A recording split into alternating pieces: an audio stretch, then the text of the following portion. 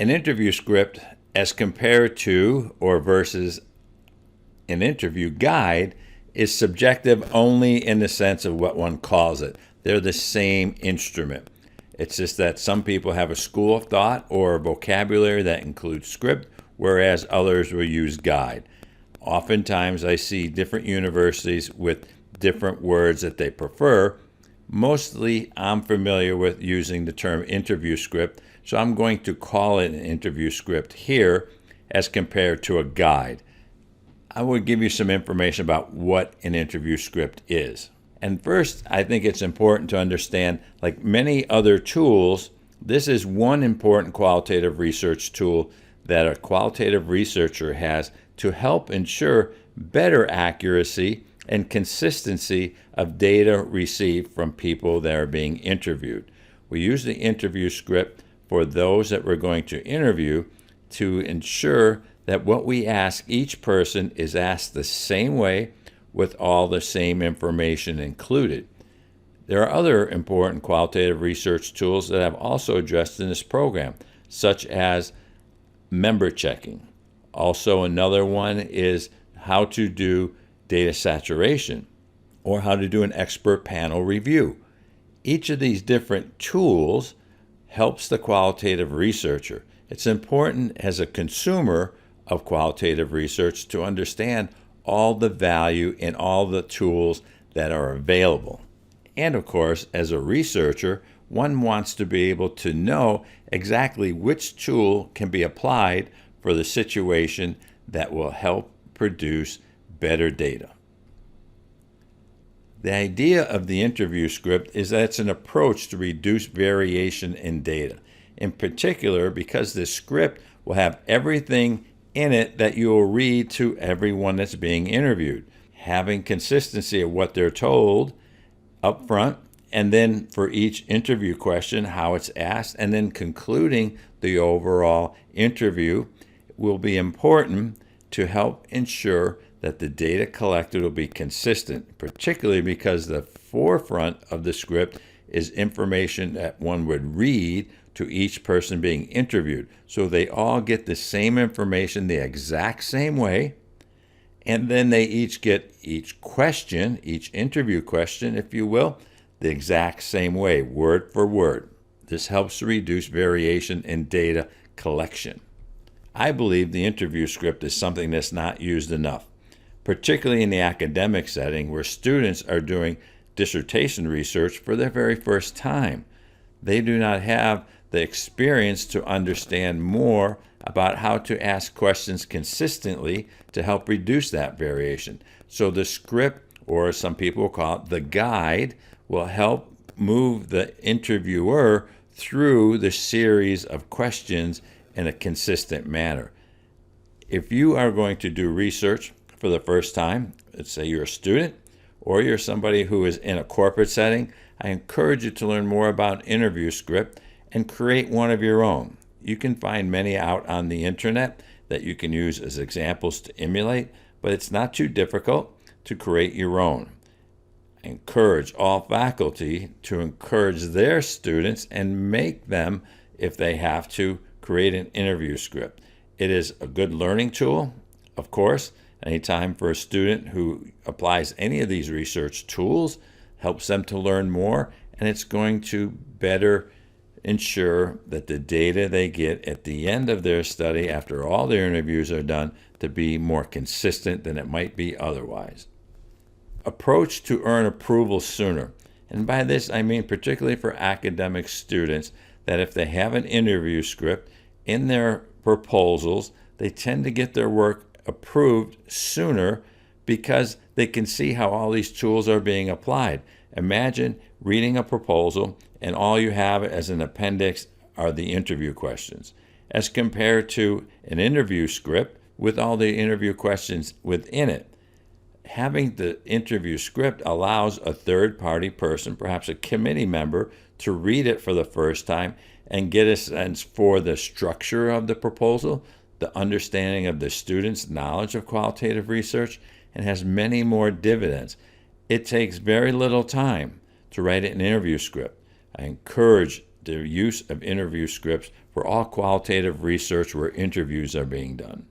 The qualitative interview script helps reflect the research expertise of not only the person doing the research, perhaps the student or the researcher, but also helps to reflect the research expertise of faculty members who are dissertation chairs and committee members.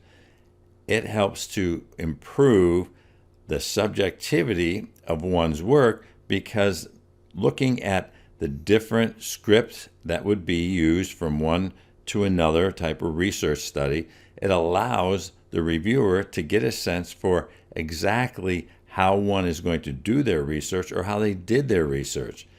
The interview script, being one of many tools, is what people look for later when work is published to see how trustworthiness factors were addressed.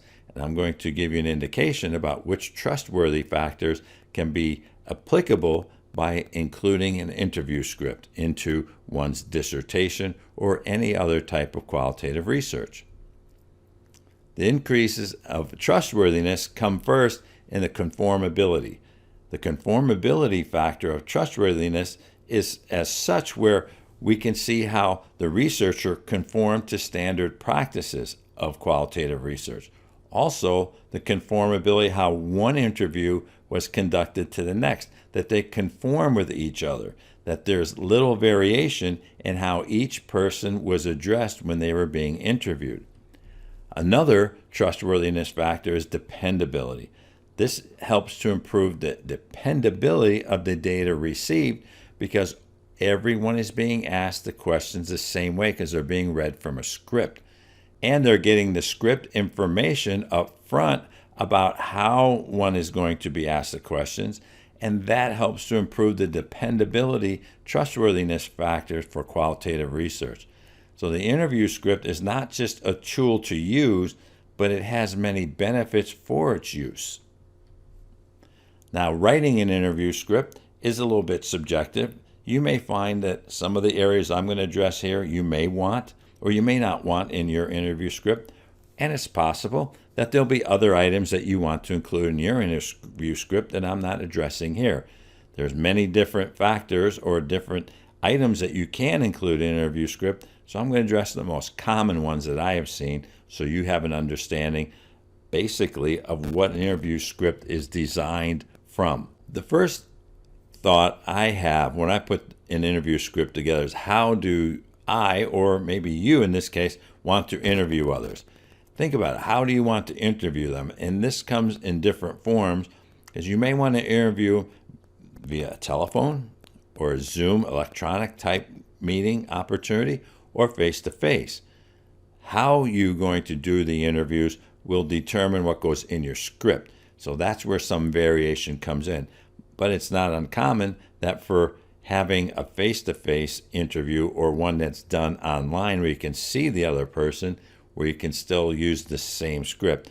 But it's important to understand how you want to interview others before you put your script together. And sometimes how you want to do interviews may not be the way you do it. For example, at the time of this recording, the world is going through a COVID-19 phenomena, and many universities and corporations are not allowing face-to-face interviews, but encouraging the telephone interview or having some sort of Zoom or some sort of opportunity where you can have a teleconferencing system where you can still see each other, but not face-to-face. I like to think about writing my interview scripts from the time I start meeting the person. So I start with that in mind. What will I say when I meet each person face-to-face or online? Whatever it is I'm going to say, whatever that introduction or welcome is what I want to start with my script in regards to the information that's going to be included in my script. So you almost have to kind of think about it ahead of time and imagine yourself in a situation from the time you meet the person you're going to interview till the end. One of the things that you want to have within your interview script early on is the information how to ensure consent. Now, some people, when they do their qualitative research, once they identify who they're going to interview, will send them the consent forms to allow that research to occur, for that interview to be approved ahead of time, while others will give consent forms at the time of the interview. You have to determine how you're going to ensure consent, and ensuring consent and obtaining consent might be different for you as compared to many different ways about which you are going to collect data. Again, for example, if you're going to meet with somebody face to face, you could have a form right there that they could read and sign. If you're doing it on the telephone or some electronic means, you might have to send it ahead of time in an attachment for them to open, sign, and return to you. Or you're going to have some other mechanism or vehicle, if you will, to ensure consent was received. Again, there's so many different variations on how we might do our interviews. It's impossible for me to address them all, but when you're developing your interview script, this is just another point of information to know before you write the script, because understanding how you want to interview people, the start of which you're going to interview people, how you're going to greet them, and then the process is important to know before you write the script. The next item is the information on confidentiality. You want to know how you're going to ensure confidentiality with each person that's being interviewed, so they feel comfortable that their names will never be used in anything that's being printed. Even on the interview script, their name should not be on the interview script, but some sort of code that is assigned to each person that's being interviewed, whether it's a number 1 through 20 sequentially or some alphabetic code. Whatever you're going to have as your coding, you would of course have in your dissertation proposal, and you would then ensure that their name is never put on any documents or included in any dissertation that's published or any reports that's published. The only people who will ever know who exactly was being interviewed was the interviewer and the interviewee. But you want to be able to understand how you're going to share information on the confidentiality of the person when you're writing your script. Again, these are all items that you should have known about before you write the script, because you need all this information in your script. You want to have information about stopping figured out before you write your script. In your script, you should give information about what's the process. Perhaps somebody starts their interview with you and you get maybe 2 questions into it and they do not feel comfortable, or they need to take a break and they want to stop. You might have to think that through before you put your script together and how that's going to be managed, because you want to share with them that information. One thing you might want to consider if somebody wants to stop because they need to take a break or maybe use a restroom or make a phone call or take a call is that what is that actual process? If they and also after the second question and they do not return or do not want to continue, what's the information you're going to share? Ideally, if they don't complete all the questions, then you should discard anything that they gave you even in the first 2 questions. This information about stopping and what will be done with the data to that point, or if they can continue, is again other information you need to know to have to put your interview script together. In your interview script, you need to have information, the guidance on what happens after the interview is over. Again, this goes through thinking through the whole process from beginning to end.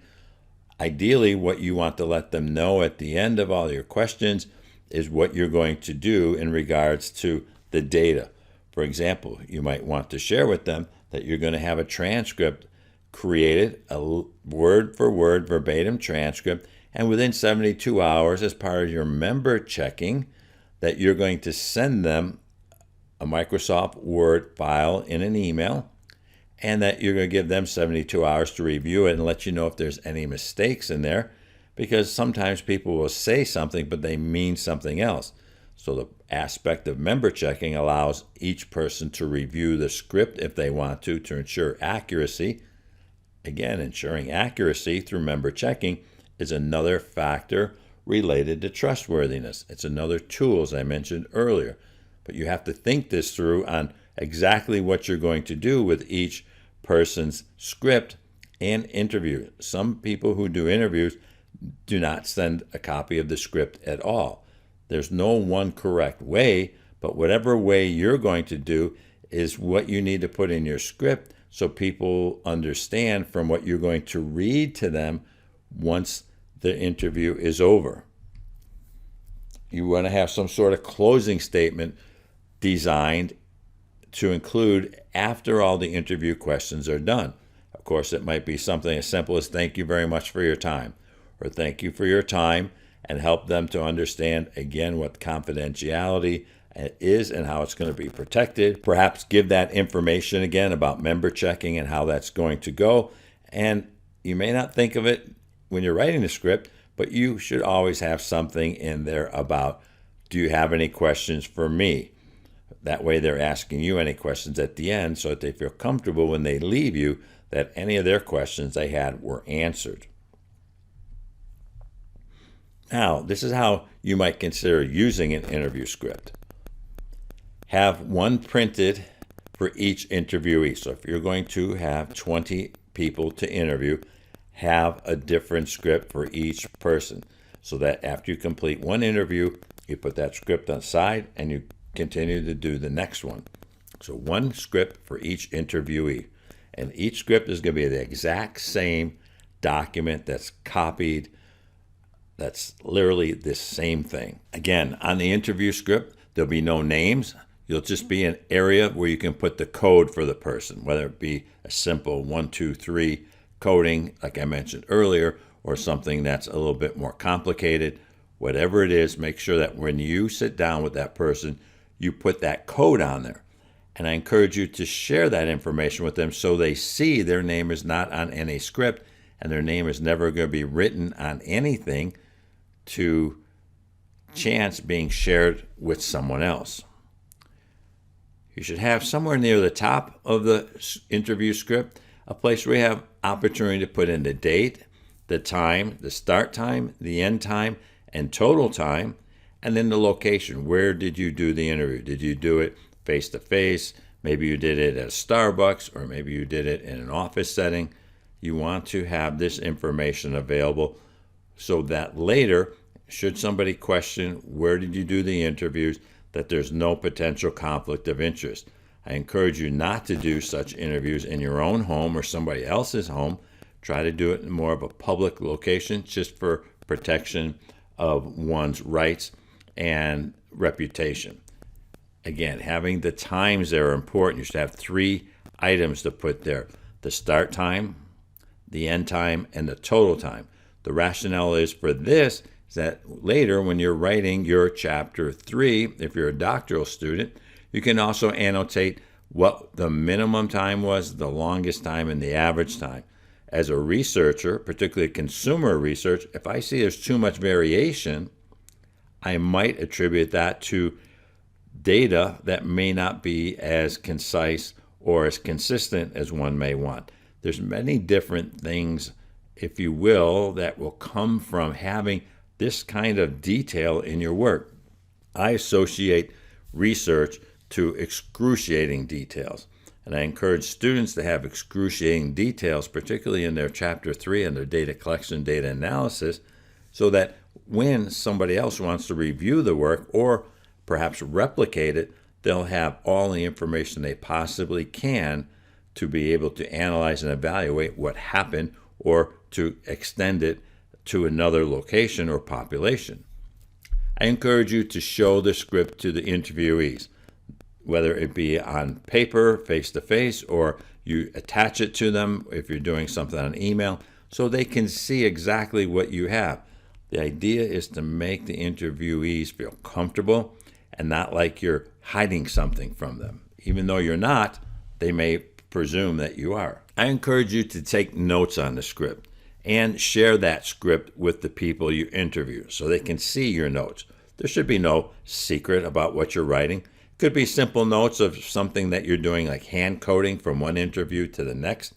There's a lesson on hand coding, and I hope you learn more about how to do hand coding. Hand coding is nothing more than writing down something you may have heard from a different person that you interviewed before, as you use hand notes to include with triangulation of data later. It could be simple notes as just to maybe an observation about how they said something, or maybe they shifted how they sat in their seat, or just be notes on what you found important that you haven't heard before. Taking notes on the script might serve you well later when you're trying to put your chapter 4 and 5 together and you're trying to make any distinctions from one interviewee to the next. After each interview, scan and save the file. Then throw away any paper copy of an interview script that you were taking notes on. I encourage you to keep everything electronic. There's no reason to keep everything on paper, because all too often you have a chance to lose pieces of paper. You may also lose an electronic file too if you don't save it in multiple places, but try to move away from paper as much as possible. If you want to keep the paper copies of your interview scripts, there's nothing wrong with that. I just encourage people to scan it and save it and do away with the paper copies. I encourage you to have in your dissertation proposal, particularly those students that are doing research, or if you're even in a corporate setting, you're going to have an interview script and you have to make some sort of proposal for a local corporate IRB, include a copy as an appendix. Yes, you would allude to it in the data collection method in Chapter 3 into your plan, but you would want to make sure that in case somebody wants to read your work later, they can see the actual interview script. Remember, this is a part of helping to improve the trustworthiness. Yes, it's important to have the script. It's also important to show it so other people can see it. I encourage you, and everyone for that matter, to practice with someone first once the interview script is put together. Having a practice run with somebody can help to ensure that what's in the script makes sense. It's amazing how many people put a script together, think it's perfect, and then they go to the first interview and realize, oh gee, I forgot something, or this doesn't sound the way I want it to sound. I encourage you to practice with at least one person and use it as a dry run, if you will, that practice session, just to make sure before you collect data, you have everything the way you need it and want it to be. In this lesson, I gave you some information about what an interview script is. Some people will call it a guide, that it's a tool for qualitative researchers to help reduce variation in the data collected. I've given you some thoughts about how to write an interview script, what to include in there, and I've provided some information on using the interview script. Use it, yes, for taking some notes. Use it to keep you on track and consistent from one interviewee to the next, and using that interview script as a tool to maximize your ability to produce qualitative research. In case you're not aware, I know I put it pretty much in every lesson here, but some people don't listen to all the lessons. They listen to maybe one or two, or the one that they need at the time. But I do have help for you. If you have questions and you want information from me, please communicate with me through my Facebook group or page. They're both titled the same, Taking the BIOB ABD. I also have my website, which is titled takingthebiobabd.com. You're welcome to communicate through me there or see what other programs I have available that might be of interest to you. You're also welcome to connect with me on LinkedIn. I'm LinkedIn to over 14,000 people. Perhaps you might need some of those people to do a survey or to interview at one time or another. I also have a group in LinkedIn, which, yes, you would be right to think it's titled Taking the B Out of ABD. I just started that recently, whereas the Facebook group and page have been there for several years. There's a lot of great information out there, and I check these all regularly. So if you have questions, I want you to feel free and comfortable to reach out to me. If I can answer them, I will. If you like this lesson or this program, I would encourage you to do me a favor. I would be very grateful if you would share it with others so I can help them. I'll give you a big thank you in advance, and I hope that through this lesson and the entire program, it's helped you to become a better consumer of qualitative research. You may not be familiar with my bundled lesson package that I have on my website, Taking the BIOB ABD. It's a program that has 58 different lessons, much like this program has discrete lessons where it's PowerPoint and me giving an audio over that, instruction and training, if you will. I have over 30 hours of audio video in 58 lessons that are available 24/7, 365. Much like this program, if you enrolled in it, you get access to it for a year, and it's accessible 24/7. Every individual lesson you can watch as many times as you want. And if you want to see an example of a free lesson I have out there, it's titled Nature of the Study, and that is available for you to look at so you can get a sense for what the lessons are like. More than likely, after having listened to any lessons in this program, you know the format, but you may not know all the 58 lessons, which are there in the 58 lessons is literally how to write every heading in every chapter 1, 2, 3, 4, and 5 of a proposal and dissertation. In essence, you're putting an expert, me, on your team when you get access to this program. So my thought to conclude this lesson is reduce variation in your interviews and get more consistent data. That is the true value of the interview script. I'm Dr. Rich Schuttler. Thank you for listening to this lesson.